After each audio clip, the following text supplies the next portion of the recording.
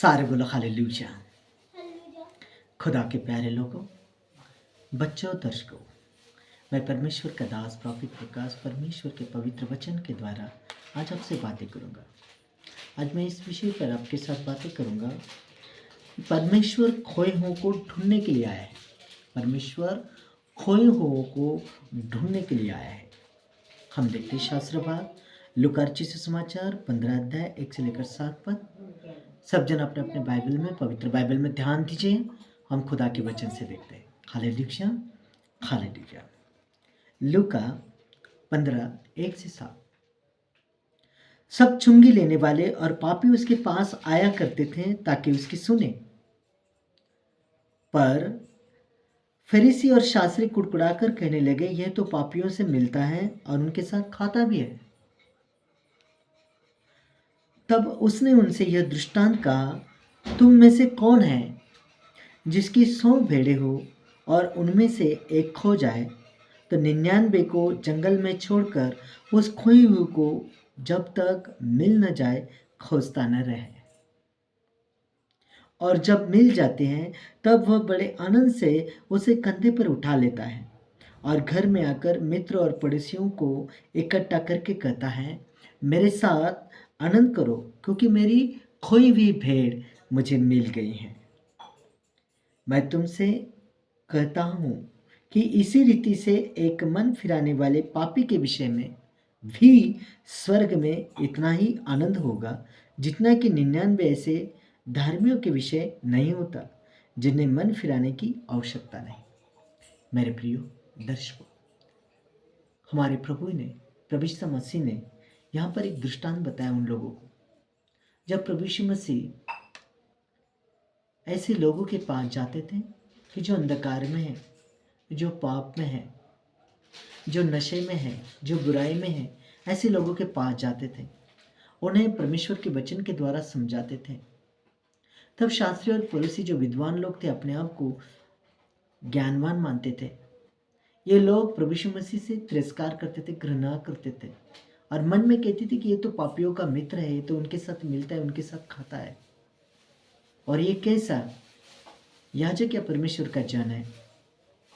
लेकिन प्रभु यीशु मसीह ने उन्हें समझाया कि भाइयों, एक चरवाहा है, उसके पास 100 भेड़ें हैं, लेकिन एक भेड़ आकर उसकी गुम हो गई, जंगल में कहीं भटक गई, तो क्या वो उसे ढूंढता नहीं है? और 99 भेड़ों को एक किसी के पास छोड़कर वो एक भेड़ के लिए जंगल में भटकता फिरता है कि जब तक वो ना मिले उसकी खोज करता है, तलाश करता है, उसे ढूंढ कर लाता है। घर वो उसे मिल जाती तो उसे उठाता है, आनंद के साथ अपने कंधे पर लेता और कहता है कि मेरी खोई हुई भेड़ मुझे मिल गई। जो खोई नहीं, ऐसे 99 से ज़्यादा वो खोई हुई भेड़ जब मिल जाती वो आनंद व्यक्त करता है। ऐसे ही एक पापी अगर मन फिराता है, प्रभु के राज्य में आता है और वो सच्चाई को जान जाता है, तो इतना आनंद स्वर्ग में होता है, इतना परमेश्वर खुश होता है।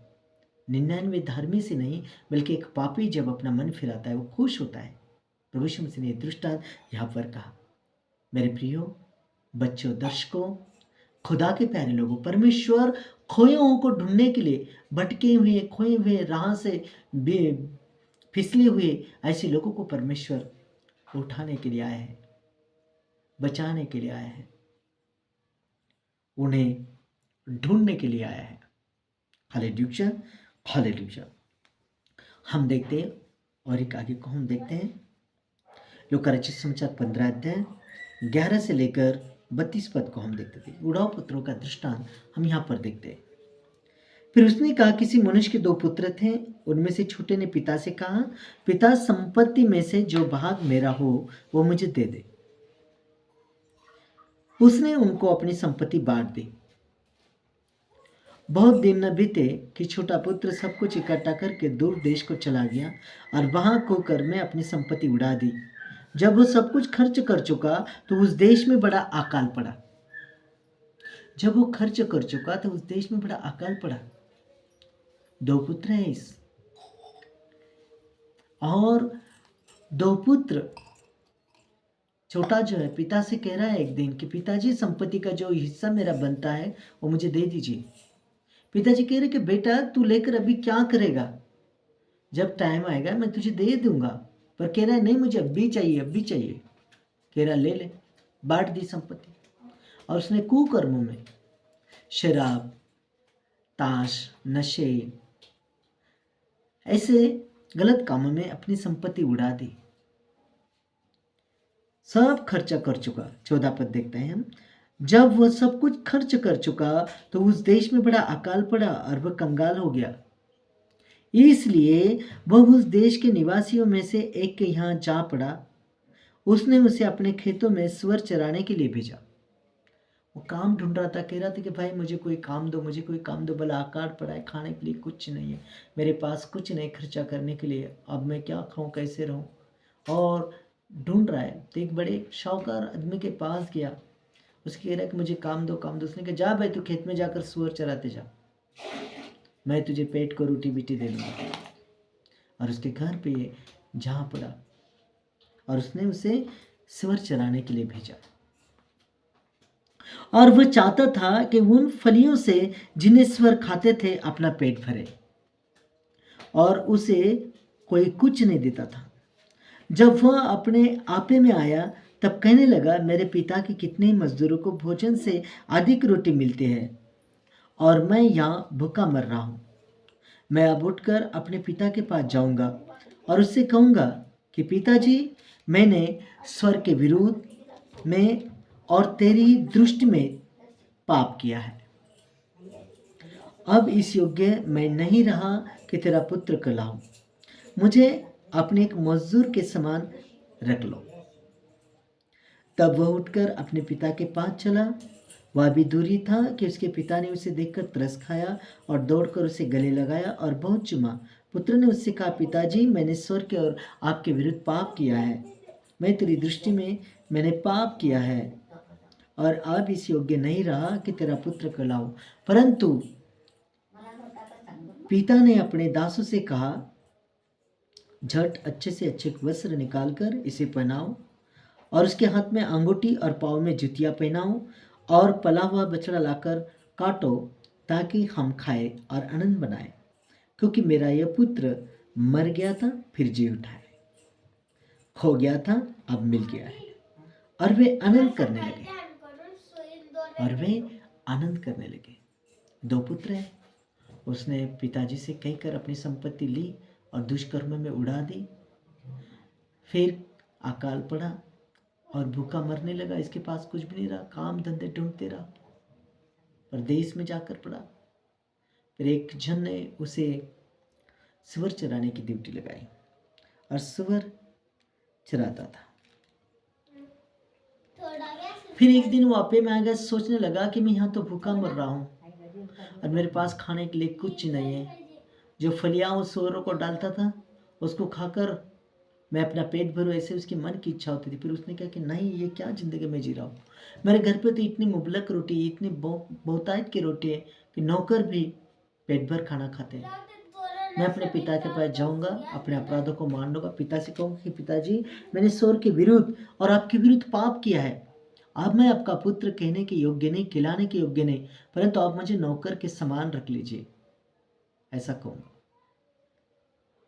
लेकिन उसका जो पिता था, हर रोज वो छत के ऊपर जाके चारों दिशाओं को निहारता था, इधर से मेरा पुत्र आएगा, इधर से मेरा पुत्र आएगा। रोता था, कुड़ता था।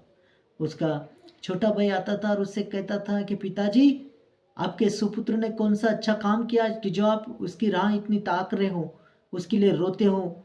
उसने तो अपनी सारी संपत्ति वेश्याओं में और गैर कामों में उड़ा दी है, और उसने कौन सा बड़ा काम किया जो आप उसके लिए रोते हो। वो डांटा करता था, लेकिन वो नहीं मानता था। वो ढूंढता था, इधर से आएगा, इधर से आएगा, इधर से आएगा। और एक दिन जब उसने पुत्र को देखा, दौड़ते दौड़ते दौड़ते उसके गले में गिर गया और उसे बहुत चुम रहा है। और पिता, वो पुत्र कह रहा है, जैसे उसने मन में ठान लिया था, कह रहा है कि पिताजी, अब मैं तेरे पुत्र कहलाने की योग्य नहीं, मुझे नौकर के समान आप रख लो, क्योंकि मैंने स्वर्ग के और आपके विरुद्ध पाप किया। लेकिन पिता ने कहा, हे पागल, हट, तू मेरा पुत्र है, तू मेरा लाडला पुत्र है, आज तो मुझे मिल गया है। उसने नौकरों को आदेश दिया कि क्या कि भाई पाला हुआ अच्छा बछड़ा काटो और भोजन बनाओ, नए कपड़े पहनाओ, इसे अंगूठी पहनाओ, ठाट माट करो, हम गाएंगे बजाएंगे आनंद करेंगे, क्योंकि मेरा पुत्र जो खोया था मुझे मिल गया है, जो मर गया था आज जीवित मैंने पाया है। जब वह मेजबानी हो रही है, गाना बजारा हो रहा है, आनंद मना रहे हैं, जब उसके छोटे भाई ने वो देखा और घर खेत में से वो वापस आ रहा था, जब उसने देखा कि हमारे घर पर क्या हो रहा है, उसने एक चाकर को बुलाकर पूछ लिया कि भाई ये क्या हो रहा है, हमारे घर पे आज क्यों गाना बजा रहा है। और चाकर ने बताया कि भाई आपके पिता को आपका भाई सुरक्षित मिल गया, इसलिए उन्होंने नए कपड़े सिलाए, पशु काटे और मेजबानी रखी और बैंड बज रहे, गा रहे, आनंद हो रहा है, आप भी आनंद करो। उसका बड़ा मुंह फूल गया और बड़ा क्रोधित हो गया और उसने घर में जाना नहीं चाहा। सारे लोग खा रहे पी रहे, लेकिन वो आंगन में भी नहीं आ रहे, वो रुठ के बैठा। जब उसके पिता उसको मनाने के लिए आया तो एकदम उसने पिता पर भड़ास निकाली, कह रही कि आपका सुपुत्र जिसने अपनी सारी संपत्ति की वाट लगाई, जिसने कौन से अच्छे कर्म किए, उसके लिए आप इतने रोए, पश्चाताप किए और इतने मेजबानी दिए, पशु काटे और क्या गाना बजा रहे, बैंड बज रहे, कौन सा सुपुत्र ने इतना अच्छा काम किया आपके। मैंने इतने दिन आपकी चाकरी की, मैंने आपकी सेवा की, कभी आपने मेरे लिए बकरी का बच्चा भी नहीं दिया, लेकिन आप पर यह पुत्र आया, आपका यह पुत्र, और आपने इसके लिए इतना कुछ किया। बड़ा क्रोधित हो गया। लेकिन पिता ने उसे कहा, हे मेरे पुत्र, जो मेरा है वो तेरा ही है, क्योंकि तू हमेशा मेरे पास है, लेकिन आनंद करना उचित है। बेटा, तेरा भाई जो खो गया था वो वापस आ गया है, तेरा भाई जो मर चुका था वो मुझे मिल गया है। ऐसा ही स्वर्ग में आनंद होता है जब हम अपने में आते, जब हम परमेश्वर की ओर मुड़ते हैं। कोई अपने दुष्कर्म से पैर हटाता है, न्यूटन मारता है और परमेश्वर की ओर आता है, परमेश्वर के स्वर्ग में इतना ही आनंद होता है, परमेश्वर इतना ही स्वर्ग में खुशी मनाता है जब एक पापी धार्मिकता की ओर बढ़ता है, परमेश्वर के वचन में मन लगाता है।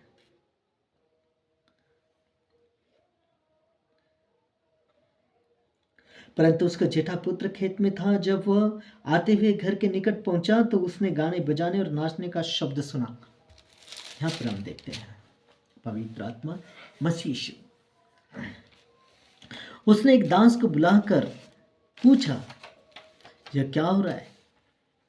उसने उससे कहा, तेरा भाई आया है और तेरे पिता ने पला हुआ बछड़ा कटवाया है, इसलिए कि उसे भला चंगा पाया है। यह सुनकर वह क्रोध से भर गया और भीतर जाना न चाहा, परंतु उसके पिता बाहर आकर उसे मनाने लगा। और क्या कह रहा है, उसके पिता ने उत्तर दिया, देख मैं इतने वर्ष से, उसने पिता को उत्तर दिया, उस भाई ने जो क्रोधित था, कह रहा है कि देख इतने वर्ष से मैं आपकी सेवा कर रहा हूँ और कभी भी आपकी आज्ञा मैंने नहीं टाली, तो भी आपने मुझे कभी एक बकरी का बच्चा भी न दिया कि मैं अपने मित्रों के साथ आनंद करता। परंतु जब आपका ये पुत्र सुपुत्र जिसने सारी संपत्ति वेश्याओं में उड़ा दी है, जब वो घर आया तो उसके लिए आपने पला हुआ बछड़ा कटवाया। और उसने उससे कहा, और इतना आनंद मना रहे, बैंड बजवा रहे, लेकिन पिता ने उस पुत्र से कहा जो रूठा हुआ था, पुत्र तो सर्वदा मेरे साथ है और जो कुछ मेरा है वो सब तेरा ही है, परंतु अब आनंद करना और मगन होना चाहिए, क्योंकि यह तेरा भाई मर गया था फिर जी उठा है, खो गया था अब मिल गया है। ऐसा एक पापी अपने मन को फिराता है, सन्मार्ग की ओर आता है, परमेश्वर के वचन को, परमेश्वर के दिशा निर्देश, कानून, हदायतें उसके दायरे के अंदर आता है, परमेश्वर की आज्ञा को मानता है, परमेश्वर के वचन को पढ़ता है, इतना आनंद परमेश्वर को होता है। मेरे प्यारों, आप भी हर एक दुनिया की बुराई से और फंदों से हट जाओ। सहज गुतागुती करने वाला पाप, हमें फांसे में डालने वाला ये सारी कुदृष्टि को फेंक दो और परमेश्वर की ओर मुड़ो। समय बहुत कम है, इस बात को जान लो कि परमेश्वर ने हमें स्वतंत्रता के लिए स्वतंत्र किया है और उसकी इच्छा क्या है। हम परमेश्वर की ओर फिरें। जब हम पश्चाताप करते हैं, जब अपने जीवन को हम परमेश्वर को समर्पित करते हैं, परमेश्वर को बड़ा आनंद आता है। परमेश्वर आपके एक एक के साथ रहे, आपको बड़ी आशीष बरकत दे। सबको जय मसीह की। God bless you. प्रभु एक एक के साथ रहे, उसका अनुग्रह एक एक के ऊपर बना रहे। हालेलुया, आमीन, हालेलुया।